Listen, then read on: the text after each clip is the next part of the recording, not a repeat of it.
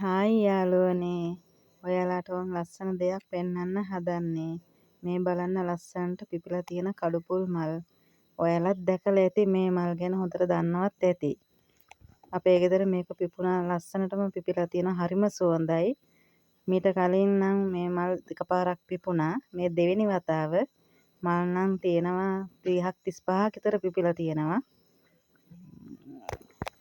පැත්තෙම සුවඳයි, ගොඩාක් සුවඳයි මේ මල්. අපි දැන් මේක පූජා කරන්න හදන්නේ. අපේ ගෙදර ඔක්කොම කට්ටිය එකතු වෙලා මේ මල් කඩලා අද පූජා කරන්න හදන්නේ. හරිම ලස්සනයි. හිතත් නිවෙනවා මේකට. ඒ තරම්ම මලුත් සුවඳයි. දැක්කහමත් හිතට සතුටුයි.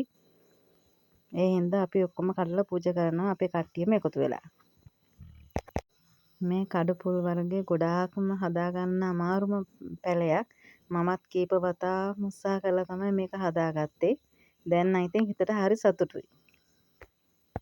සබ්ස්ක්‍රයිබ් කරන්න, ලයික් කරන්න, කමෙන්ට් කරන්න, ඔයාලා බලන්න ෂෙයාර් කරන්න.